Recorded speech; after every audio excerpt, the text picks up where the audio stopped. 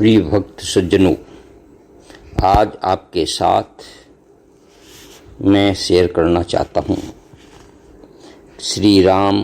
जी के बैकुंठ धाम गमन की बात को सुन करके जान करके भगवान शिव ने त्रिलोकी के नाथ पालक उन भगवान विष्णु का स्तवन या स्तुति प्रारंभ की। ओम श्री परमात्मने नमः। मैं आपके साथ वही प्रसंग शेयर करना चाहता हूँ, आप सुने। तो शिव जी ने क्या स्तुति में श्री राम सतनाम स्तोत्र का पाठ किया। श्री राघवं करुणाकरं भवनाशनं दुरितापहं माधवं खगगामिनं जलरूपिणं परमेश्वरं पालकं जनतारकं भवहारकं रिपुमारुकं त्वां भजे जगदीशरं नररूपिणं रघुनन्दनं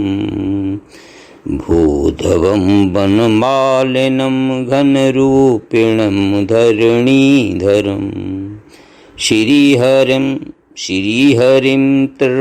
त्रिगुणात्मकं तुलसीधवं मधुरेश्वरं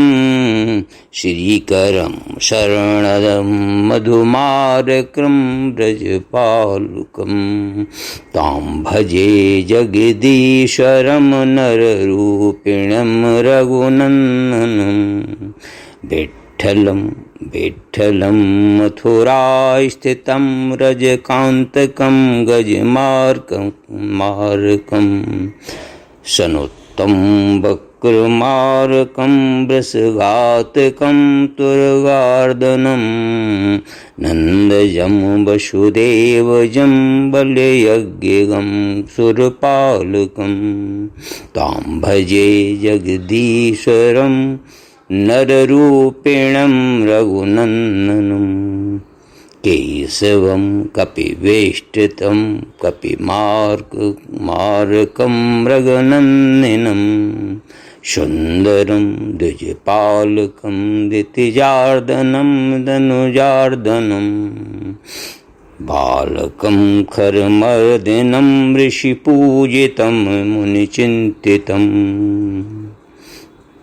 तां भजे जगदीश्वरं नररूपिणं रघुनन्दनं शङ्करं जलशापिनं कुशपालकं रथवाहनं शर्यूनतं प्रियपुष्पकं प्रियभूषरं लभबालकं श्रीधरं मधुसूदनं भरताग्रजं गरुडध्वजं त्वां भजे जगदीश्वरं नररूपिणं रघुनन्दनं गोप्रियं गुरुपुत्रदं वदताम्बरे करुणानिधं भक्तपं व्यनतोषधं सुरपूजितं श्रुतिभिस्तुतं मुक्तिदं जनमुक्तिदं जनरञ्जनं नृपनन्दनं तां भजे जगदीश्वरं नररूपिणं रघुनन्दनं चिदघनं चिरजीवनं मणिमालिनं वरदोन्मुखं श्रीधरं गतिदायकं बलवर्धनं गतिदायकं शान्तिदं जनतारकं शरधारिणं गजगामिनं त्वां भजे जगदीश्वरं नररूपिणं रघुनन्दनं सारङ्गणं कमलाननं कमलादृशं पदपङ्कजं श्यामलं रविभासुरं शशिशौखिदं कर्णार्णवम् सतपति नृपपालकं नृपबन्दितं नृपते प्रियं तां भजे जगदीश्वरं नररूपिणं रघुनन्दनं निर्गुणं सगुणात्मकं नृपमण्डनं मतिमर्दनम् अच्युतं पुरुषोत्तमं परमेष्टिनं स्मितभाषिणम् ईश्वरं हनुमनुत्तमं कमलाधिपं जनसाक्षिणं तां भजे जगदीश्वरं नररूपिणं रघुनन्दनं तां भजे जगदीश्वरं नररूपिणं रघुनन्दनम् ईश्वरोदित मेददुत्तम मादराक्षत नामकं या पठेद भुवि मानवस्तव भक्तिमास्तपनोदये त्वपदं निजबन्धुदार सुतैर्युतिष्यर्वेत्य नः सो अस्तु ते पदसेवने बहु तत्परो मम वाक्यता बहु तत्परो मम वाक्यता तां भजे जगदीश्वरं नररूपिणं रघुनन्दनं तां भजे जगदीश्वरम नररूपिणं रघुनन्दनम। इस तरह से भगवान शिव ने श्री राम जी की स्तुति की। तो श्री राम सतनाम स्तोत्र का पाठ उन्होंने ये स्तुति के रूप में सुनाया और इसका भावार्थ क्या है वो हम आपके साथ में शेयर कर रहे हैं। इससे समस्तुति करते हुए क्या कहने लगे, जो रघुवंश में उत्पन्न हैं, करुणा के सागर हैं, आवागमन रूपी संसार के बंधन से मुक्त करने वाले हैं, समस्त पाप राशि का विनाश करने वाले हैं, जो लक्ष्मी जी के स्वामी हैं, गरुण जिनका वाहन है, जल रूप धारण करने वाले हैं, सबके ईश्वर हैं, सबका पालन पोषण एवं रक्षण करने वाले हैं, लोगों का उद्धार करने वाले हैं, भवबाधा का निवारण करने वाले हैं और शत्रुओं का संहार करने वाले हैं, ऐसे आप मनुष्य रूप धारण करने वाले एवं जगत के एकमात्र ईश्वर रघुनंदन श्री राम को मैं प्रणाम करता हूँ। जो भूदेवी के स्वामी हैं, वनमाला धारण करने वाले हैं, मेघ के समान जिनका नील वर्ण है, जो धरणी को धारण करने वाले हैं, श्री हरि रूप से जो लक्ष्मी नारायण कहलाते हैं, सत्य रज एवं तम इन गुणों को धारण कर प्रकट रूप में प्रतिष्ठित होते हैं, तुलसी के जो पति हैं, जिनकी वाणी का स्वर अत्यंत मधुर है,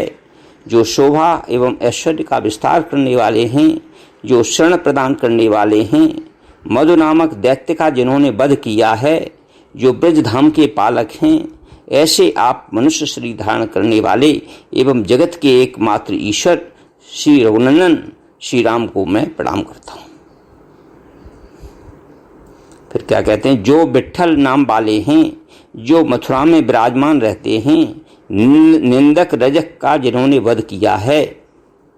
कुबल या पीड़ हाथी को जो मारने वाले हैं, जो सत्पुरुषों के द्वारा सदा वंदित होते रहते हैं, जिन्होंने कंस के द्वारा भेजे गए बकासुर ब्रकासुर तथा केसी राक्षस का मर्दन किया है, जो नंद सुवन तथा वसुदेव जी के पुत्र हैं, बल के यज्ञ में जो उपस्थित हुए हैं, जो देवताओं की रक्षा करने वाले हैं, ऐसे आप मनुष्य शरीर धारण करने वाले एवं जगत के एकमात्र ईश्वर रघुनंदन श्री राम को मैं प्रणाम करता हूँ। फिर क्या है आगे, जिनका केशव यह नाम है, जो बानरों से घिरे रहते हैं, बानर बाल का जिन्होंने वध किया है, मृगरूपधारी मारीच का जिन्होंने मर्दन किया है, जिनका स्वरूप अत्यंत ही सुंदर है, जो ब्राह्मणों की रक्षा करने वाले हैं, दित्य के पुत्र दैत्यों का जिन्होंने वध किया है, दनु के पुत्र दानवों का जो वध करने वाले हैं, जो बाल रूप में स्थित रहते हैं, खर तथा दूषण आदि राक्षसों का जिन्होंने वध किया है, ऋषियों द्वारा जो पूजित होते रहते हैं और मुनिजन जिनका ध्यान किया करते हैं, ऐसे आप मनुष्य रूप धारण करने वाले एवं जगत के एकमात्र ईश्वर रघुनंदन श्री राम को मैं प्रणाम करता हूँ। ऐसा निवेदन किया। जो सब प्रकार से कल्याण करने वाले शंकर स्वरूप हैं, जो जल में शयन करने वाले नारायण हैं,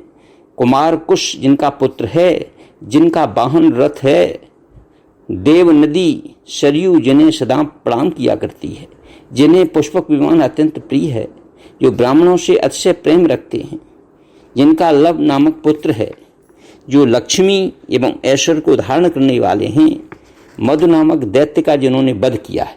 जो भरत जी के ज्येष्ठ भ्राता हैं, जिनके रथ की ध्वजा पर गरुण जी विराजमान रहते हैं, ऐसे आप मनुष्य शरीर धारण करने वाले एवं जगत के एकमात्र ईश्वर रघुनंदन श्री राम को मैं प्रणाम करता हूँ। गो माता जिन्हें अति प्रिय है, जो यमलोक से गुरु सांदीपन जी के पुत्र को वापस ले आए थे, जो भक्तों में सर्वश्रेष्ठ हैं, जो दया के सागर हैं, भक्तों की रक्षा एवं पालन करने वाले हैं, जो लोगों का संतोष प्रदान करने वाले हैं, देवता जिनकी सदा पूजा किया करते हैं, वेदों के द्वारा जिनका स्तवन होता रहता है, जो भोग और मोक्ष दोनों प्रदान करने वाले हैं, लोगों को जो आनंदित करते रहते हैं, दशरथ के जो प्रिय पुत्र हैं, ऐसे आप मनुष्य शरीर धारण करने वाले एवं जगत के एकमात्र ईश्वर श्री रघुनंदन श्री राम को मैं प्रणाम करता हूँ। फिर कहते हैं, जो चित्त एवं घन स्वरूप है, दीर्घ समय तक जो बने रहते हैं, चिंतामण एवं कौस्तुभमण इन दो मणियों को जो अपने वक्ष पर धारण किए रहते हैं, भक्तजनों को वर प्रदान करने के लिए जो सदा उद्यत रहते हैं, तैयार रहते हैं, जो महालक्ष्मी को धारण करने वाले हैं, धैर्य प्रदान करने वाले हैं, बल एवं पराक्रम की वृद्धि करने वाले हैं, उत्तम गति प्रदान करने वाले हैं, जो सदा शांति प्रदान करते रहते हैं, जो लोगों का संसार सागर से उद्धार करने वाले हैं,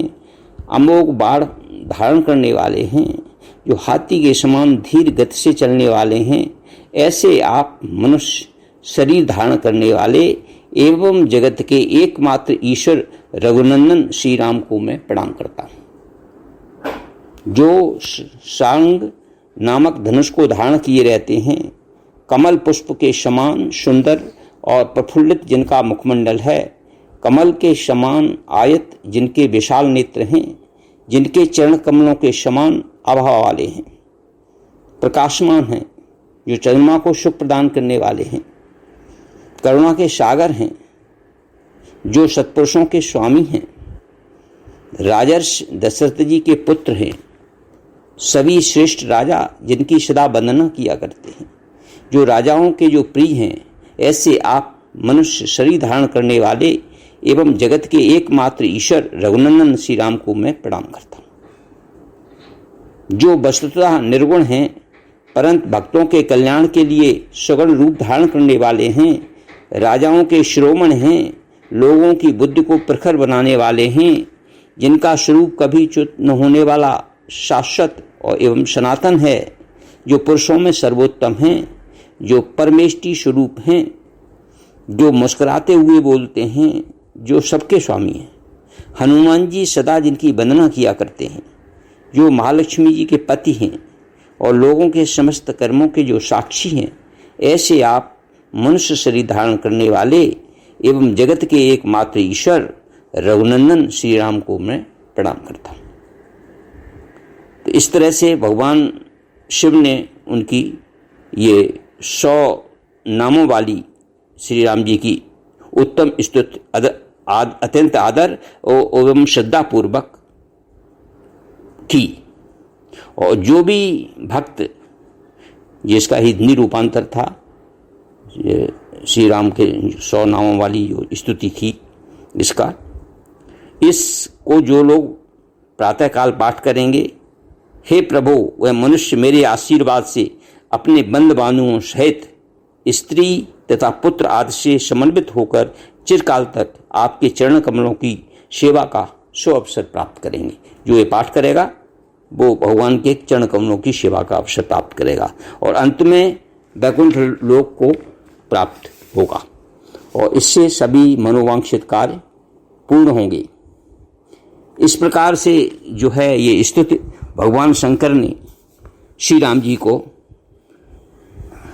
वैकुंठ लोक धाम जाते समय ये स्तुति गाई, तो ये अत्यंत पुण्यमयी है। और यही स्तुति सुनने के बाद उनको, भगवान को यहाँ से विदा होना था इस संसार से, क्योंकि उन्होंने,